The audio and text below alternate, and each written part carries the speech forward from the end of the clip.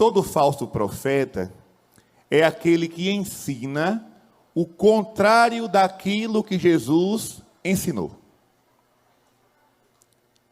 É a fórmula mais fácil de se reconhecer um falso profeta. Falso profeta não é somente aquela pessoa que diz que vai acontecer uma coisa e a coisa não acontece. Não. Às vezes foi um equívoco, foi um erro, foi uma falha.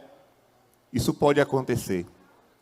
O falso profeta não é aquele que prediz e não acontece. Simplesmente. O falso profeta é aquele que prega, anuncia tudo aquilo que é contrário aos ensinamentos da igreja, aos ensinamentos de Jesus. Antes de Jesus voltar para o Pai, ele deixou uma ordem.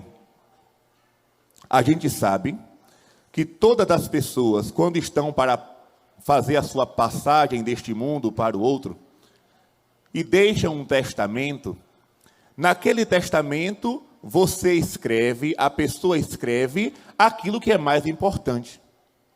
Então Jesus, antes de voltar para o Pai, ele deixou uma ordem, ele deixou um recado. Que recado foi esse? Ide pelo mundo inteiro e ensinai as pessoas a observarem tudo aquilo que vos ensinei. Ou seja, durante 3 anos de missão, Jesus começa a sua vida pública aos 30 anos com o batismo no Jordão, até o dia da sua paixão, morte, ressurreição, ascensão ao céu. Durante 3 anos, Jesus fez vários ensinamentos. Em alguns ensinamentos, ele fazia questão de enfatizar. Em verdade vos digo. Não era assim que Jesus falava? Ou seja, para não deixar dúvida, o que eu estou dizendo aqui agora para vocês, meus apóstolos, meus discípulos, meus seguidores, eu estou falando em verdade. Guardem isso no coração e percebam. Jesus nunca disse assim, olha, peguem um papel e comecem a escrever o que eu estou dizendo. Não. Ele ensinava de viva voz e os apóstolos tinham a obrigação de fazer a mesma coisa. E assim foi feito.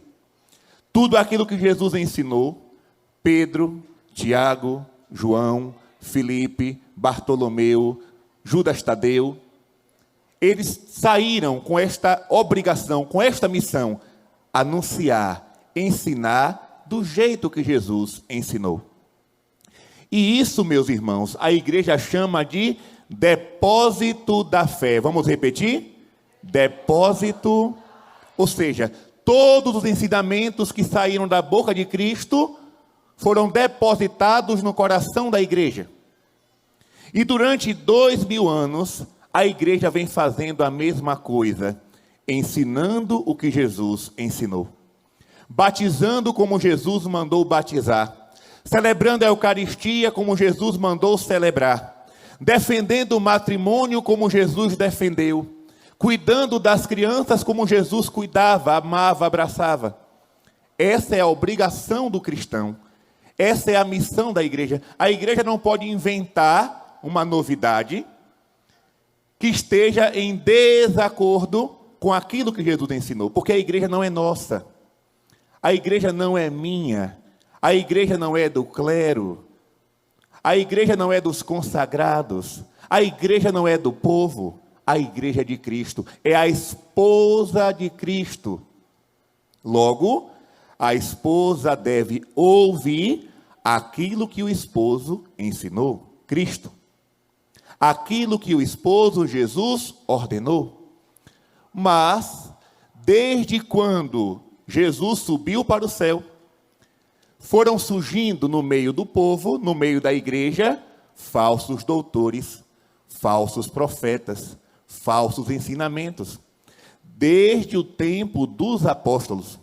Se vocês observarem, as cartas de São Paulo, as cartas de São Pedro, as cartas de São João, a carta de São Tiago, a carta de São Judas, a carta aos Hebreus, tudo isso se a gente for olhar a miúde, ao pé da letra, aquelas cartas foram escritas para contradizer o ensinamento dos falsos profetas. E São Paulo fazia questão de reafirmar: cuidado, vão surgir falsos doutores, vão surgir falsos profetas. Permaneçam na doutrina que sempre foi ensinada, não mudem nem para a direita, nem para a esquerda. Permaneçam no Evangelho de Cristo. A carta de São Paulo aos Gálatas é um exemplo disso. Eu costumo dizer que na carta de São Paulo, em cada carta, a gente percebe o temperamento daquele apóstolo. Algumas cartas foram escritas na prisão, outras foram escritas em viagem, mas a carta aos Gálatas, São Paulo estava botando fumaça pela venta, como se diz no Nordeste. São Paulo estava enraivado. São Paulo estava chateado, nervoso. Por quê? Porque ele já começa a carta dando uma surra. Carta de São Paulo aos fiéis da Galácia, capítulo 1. Ele já começa dizendo: muito me admira que vocês passaram do evangelho que eu preguei para um evangelho diferente. Mas eu repito, não existem dois evangelhos. Há somente pessoas que estão perturbando o evangelho de Cristo. E digo mais: nem que seja um anjo baixado do céu, se vos ensinar um evangelho diferente, seja ele excomungado. Isso aqui é muito sério. Quem não acordou para isso, é preciso acordar. São Paulo está dizendo: se um anjo descer do céu, digamos, Digamos que o padre Gabriel agora está aqui no palco, diante dessa multidão, entre em êxtase, e um anjo apareça para ele, e esse anjo traga uma mensagem diferente daquela que a igreja sempre ensinou. Vai ser excomungado o padre Gabriel e o anjo. Porque nenhum anjo do céu pode ensinar o contrário daquilo que Cristo ensina. Não pode. Ah, mas fulano tem autoridade. Quem tem mais autoridade do que ele é Jesus Cristo. Nenhuma autoridade pode estar acima de Jesus. Nenhuma. Nenhuma. Por isso o povo católico precisa acordar para a vida. E permitam-me dizer, muitos precisam tomar vergonha na cara e começar a se interessar pelo ensinamento da igreja. Porque é muito difícil, meus irmãos, encontrar um católico com 5, 10, 20, 30, 40, 50 anos de igreja que não conhece o mínimo da sua fé. Por exemplo, um dia eu fui numa missão, não vou dizer agora onde, tinha em torno de 3.000 pessoas presentes. E eu perguntei: quem aqui sabe os 10 mandamentos da lei de Deus de có e salteado na ordem, do 1º ao 10º? Só uma senhora levantou a mão.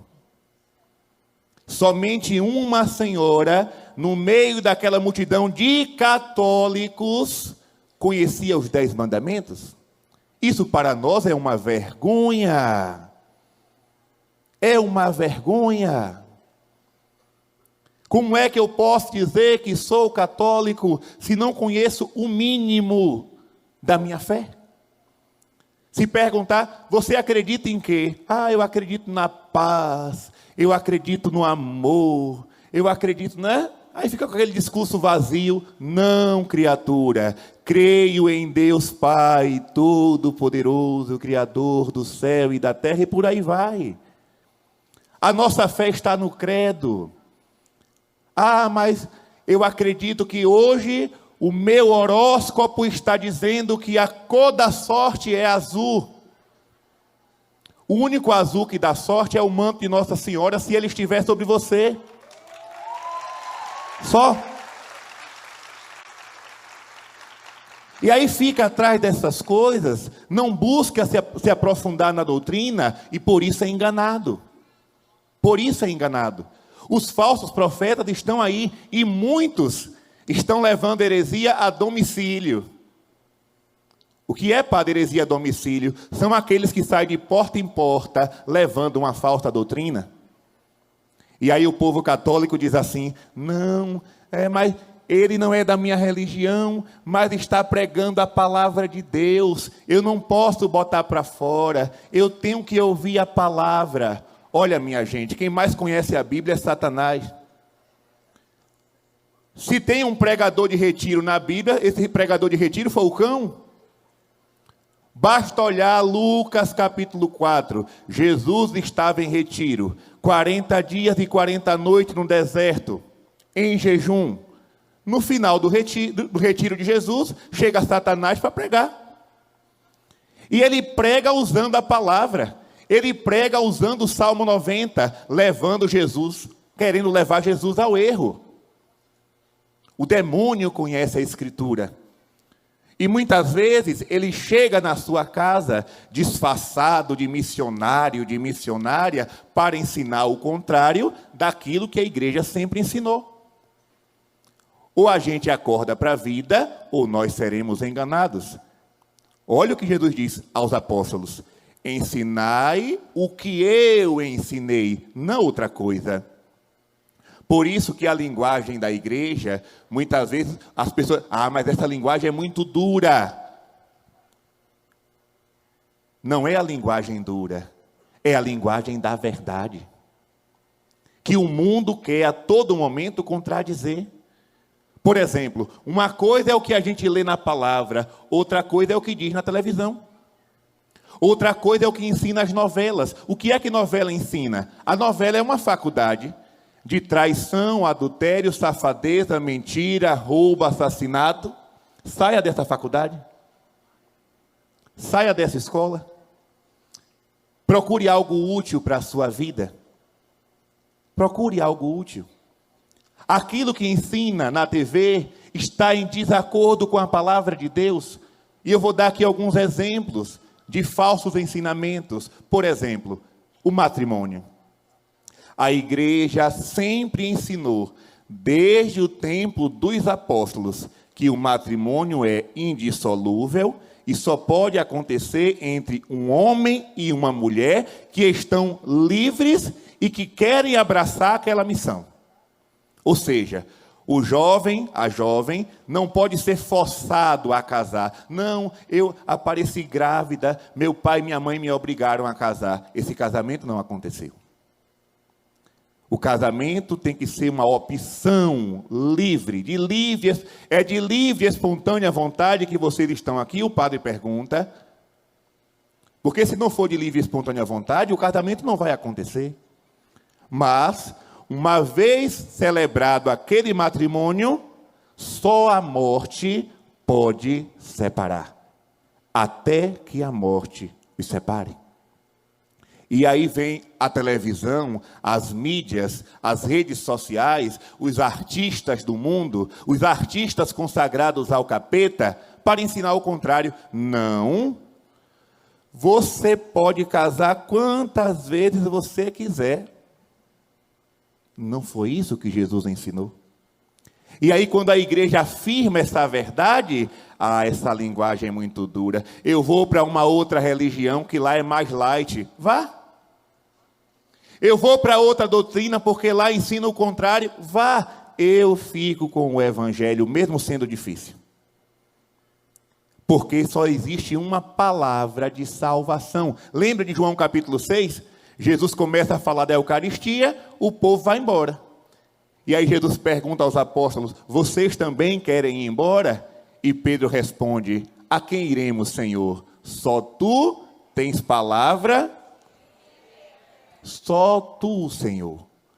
Só Jesus tem palavra de vida eterna. E aí começam as ideologias. Não, porque essa coisa de casamento entre homem e mulher, isso é coisa do passado. Isso é retrógrado demais. Hoje, qualquer pessoa pode casar com quem quiser. Com um gato, com um cachorro, João com João, Maria com Maria. E se você for Contrário a isso, você é homofóbico, você é preconceituoso, você não aprendeu a amar como Jesus amou. Cuidado com essa mentalidade. Você, pai e mãe, que tem seu filho, sua filha, em muitas escolas por aí. E em muitas escolas ensinam a ideologia de gênero. Que homem não nasce homem, que mulher não nasce mulher, mas vai se descobrindo com o passar do tempo. Isso é doutrina satânica. Doutrina satânica. Não é de Deus. No princípio, Deus criou o homem e a mulher. Agora, é claro que aqui nós não vamos entrar na questão daquelas pessoas que sofrem com a tendência homossexual. Isso aí a igreja já ensinou. Não podem ser perseguidas, não podem ser motivo de discriminação, devem ser acolhidas, porém, se quiserem trilhar o caminho da santidade, o caminho da conversão, não é abraçar o pecado e dizer que está tudo bem, e dizer que está tudo ótimo, porque Deus não quer assim. Deus não quer assim. Cuidado.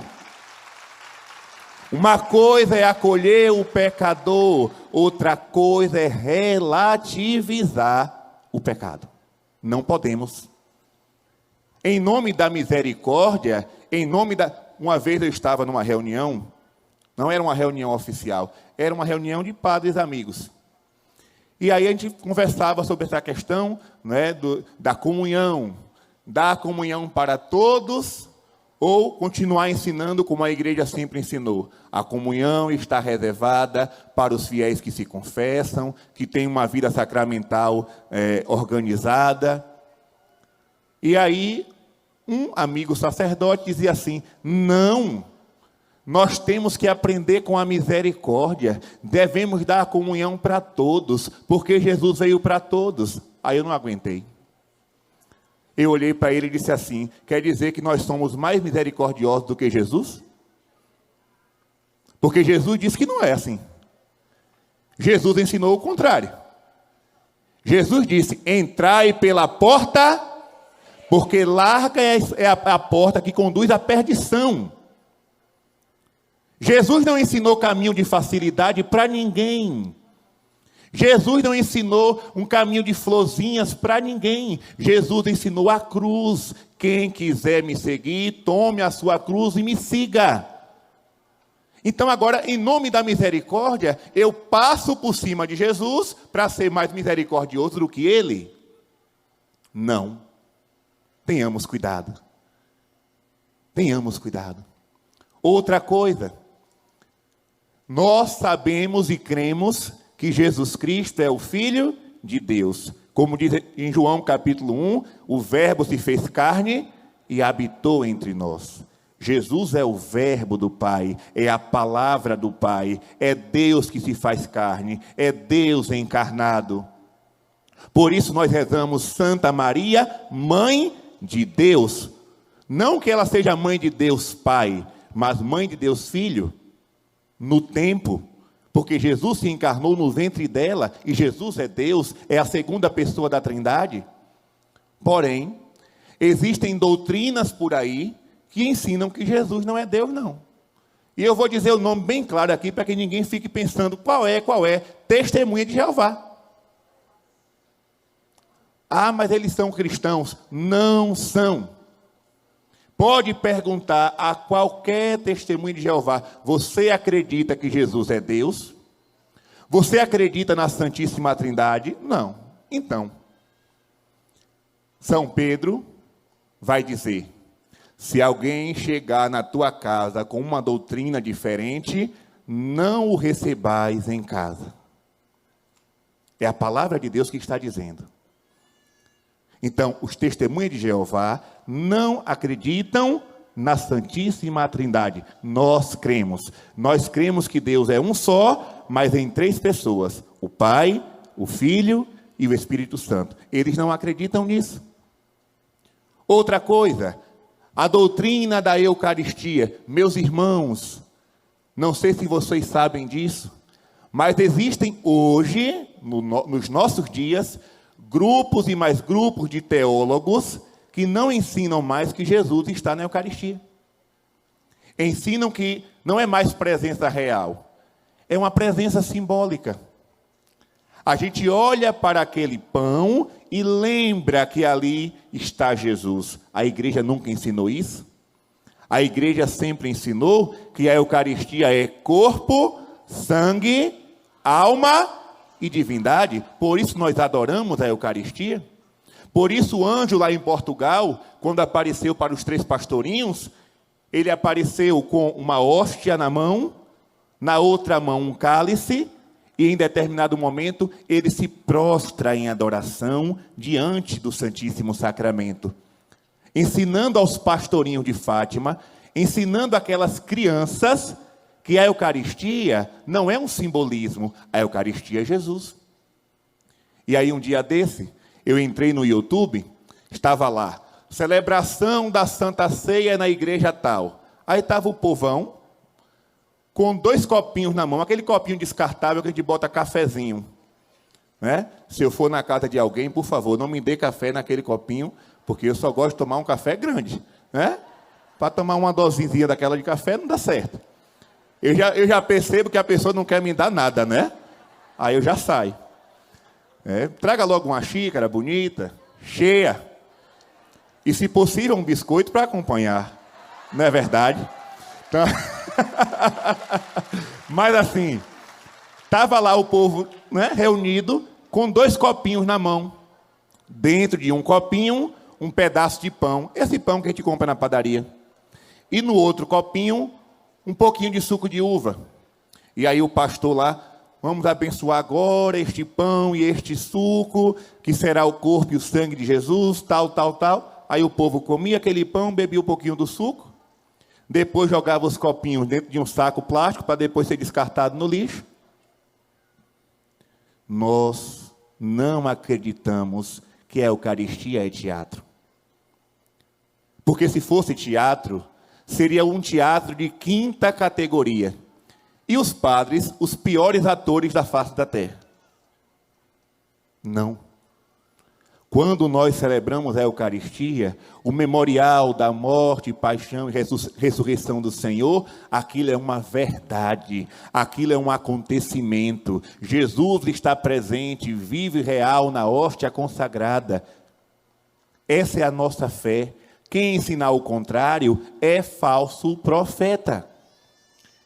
E aqui, peço perdão, mas eu tenho que entrar nesse tema. A nossa igreja católica está repleta de homens e mulheres ensinando o contrário. Ensinando doutrinas perversas. Olha a Alemanha. Na Alemanha, lá não existe mais igreja católica, pelo que estamos vendo. Lá já existe uma nova igreja, com o apoio dos bispos, dos padres e dos consagrados. Na Alemanha é uma nova igreja, porque está casando todo mundo, dando Eucaristia para todo mundo, querendo ordenação de homens casados, querendo mulheres sacerdotisas. Mas aí eu pergunto, Jesus ensinou isso? Gente, uma vez uma senhora disse assim, padre, vocês são muito machistas, a igreja é muito machista, porque tantas mulheres boas de oração, que poderiam ser sacerdotisas, que poderiam estar no altar celebrando. Eu disse, é verdade, muitas, minha avó é uma delas. Minha avó é uma mulher muito piedosa, muito de oração, poderia ser uma sacerdotisa. Mas eu digo para vocês, se Jesus quisesse mulher padre, a primeira mulher ordenada seria Nossa Senhora, e ele não fez isso.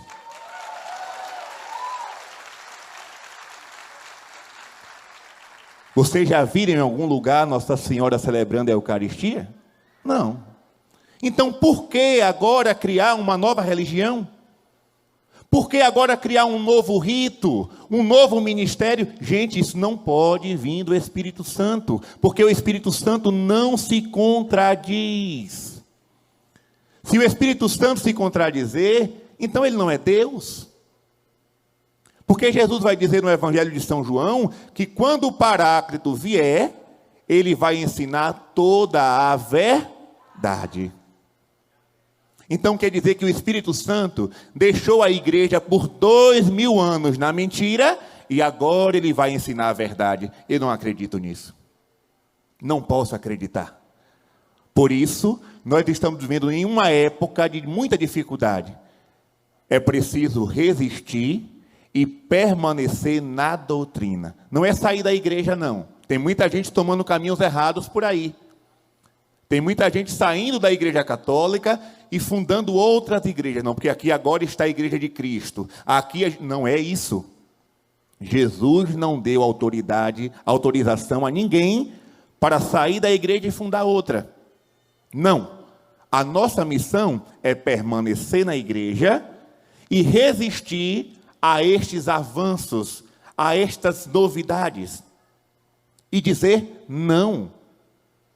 Não. Eu sei que vai ser difícil.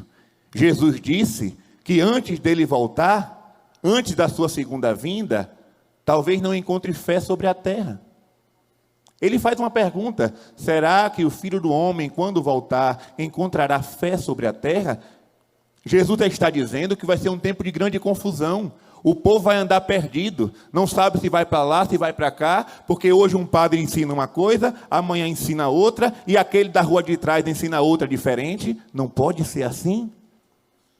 Isso fere a unidade da igreja, e tudo aquilo que fere a unidade da igreja não é obra do Espírito Santo, é obra de Satanás, é obra do divisor. Meus irmãos, eu digo para vocês uma coisa: se existe uma instituição que Satanás deseja aniquilar, fazer com que desapareça da face da terra, é a Igreja Católica Apostólica Romana. Sabe por quê? Porque o inimigo sabe que somente a Igreja Católica tem força para impedir o avanço do inferno. Somente a Igreja Católica. Vocês podem... Uma vez um padre amigo meu me contou uma história. Ele disse assim: padre, eu fui abençoar uma feira. Ele é padre de uma cidadezinha do interior. E aí o prefeito inaugurou uma feira e chamou o padre para abençoar. O padre foi. Fez lá a bênção da feira, reuniu os feirantes, deu uma bênção. E aí depois, um colega chamou ele e disse assim: mas a feira é pública. Por que você não chamou um pastor e fez uma celebração ecumênica? Porque na feira não só tem católicos. E esse padre amigo respondeu: meu amigo, um leigo a mais e um a menos, que diferença faz?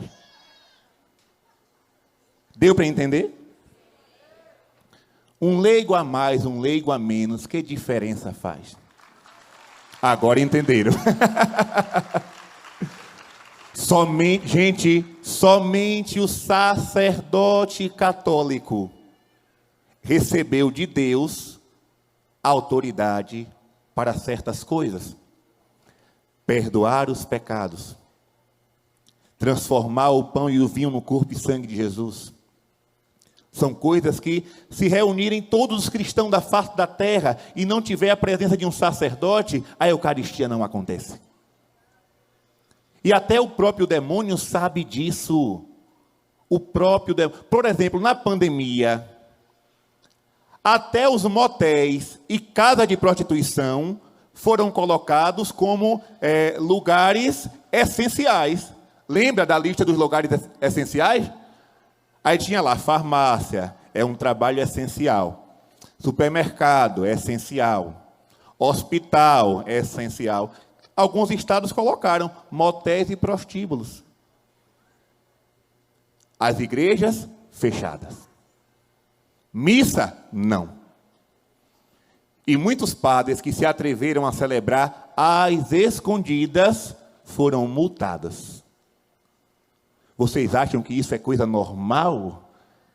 Vocês acham que, não, padre, é preocupação com a saúde das pessoas. Preocupação com a saúde. Eu lembro que quando começou a liberar, não é, a participação das pessoas, diziam assim: olha, na igreja, uma pessoa senta nesse banco, a outra senta no banco de lá de trás, para uma não contaminar a outra. Tá bom, então vamos fazer assim. E aí, naquele mesmo tempo, eu fui convidado para uma missão em Fortaleza. Fui pegar o avião. Detesto avião, mas tem que pegar, a gente vai. Quando eu entrei no avião, eu pensava que eu ia ficar sentado no banco do meio e os bancos de trás vazios, todos ocupados. Todos. Quem viajou de avião no período da pandemia sabe.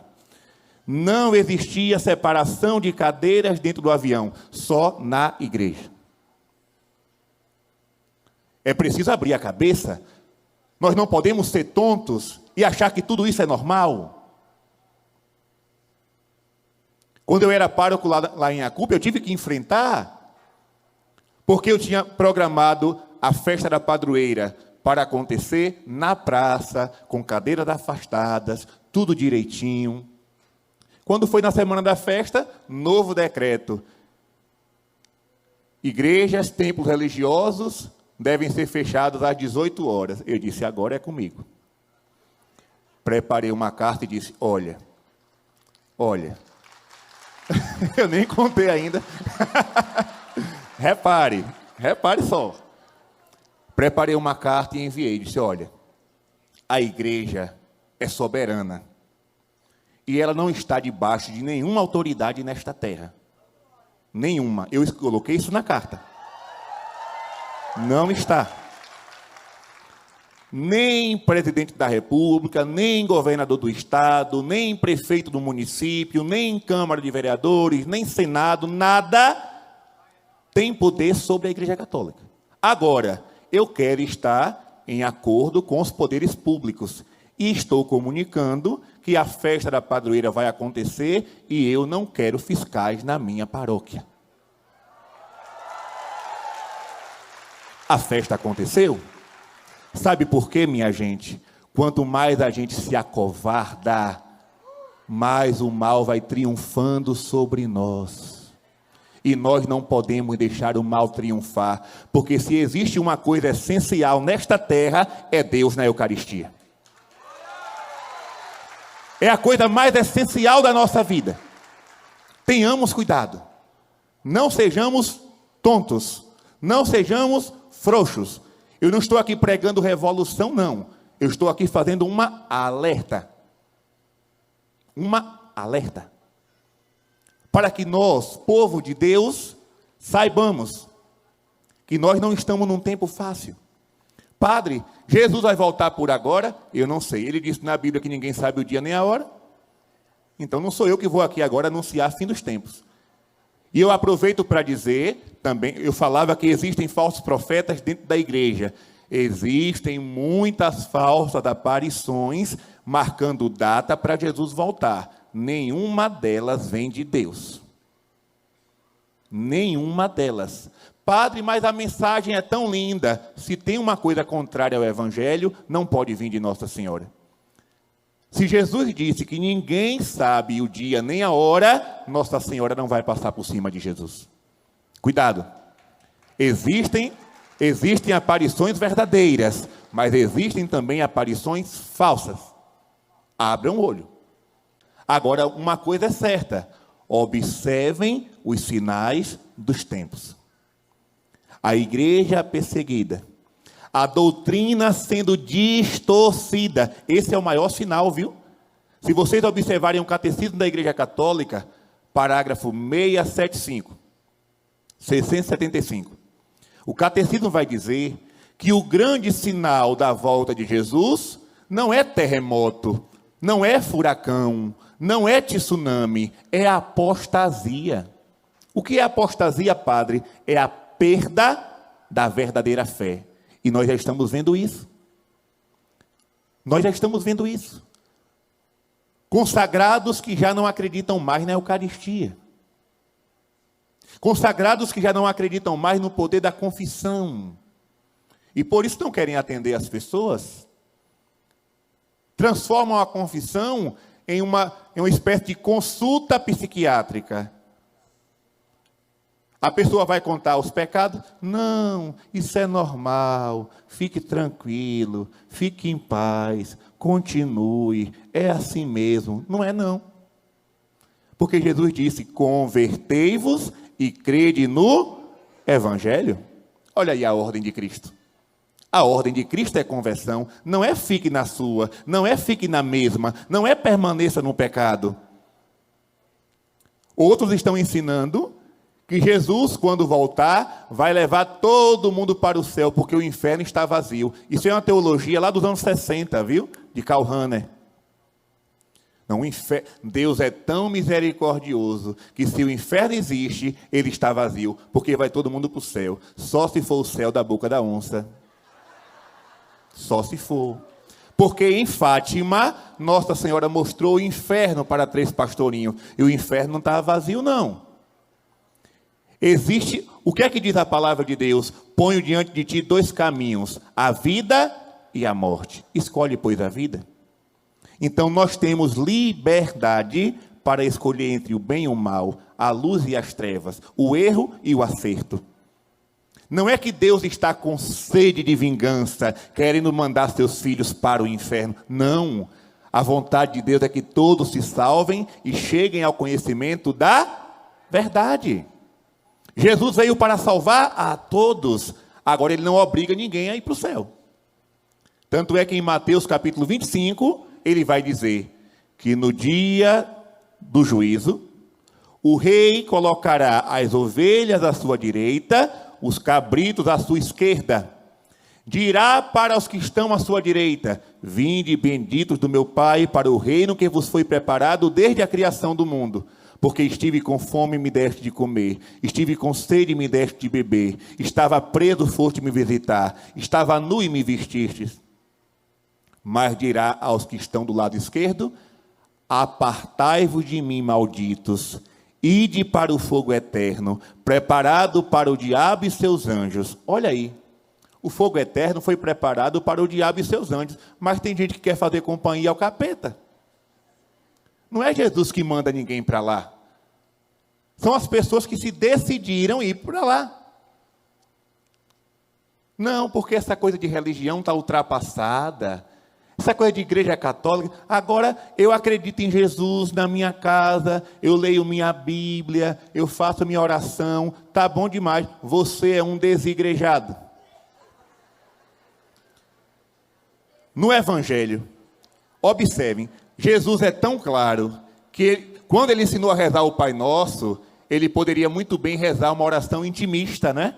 Uma oração para dentro, uma oração particular. Meu Pai que estás nos céus, manda o meu pão de cada dia, perdoa o meu pecado, não me deixe cair em tentação. Foi assim que Jesus ensinou? Não, o Pai Nosso é uma oração plural.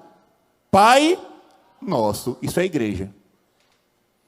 Eu não posso dizer que acredito em Jesus sozinho, eu tenho que estar em comunidade, eu tenho que estar na igreja.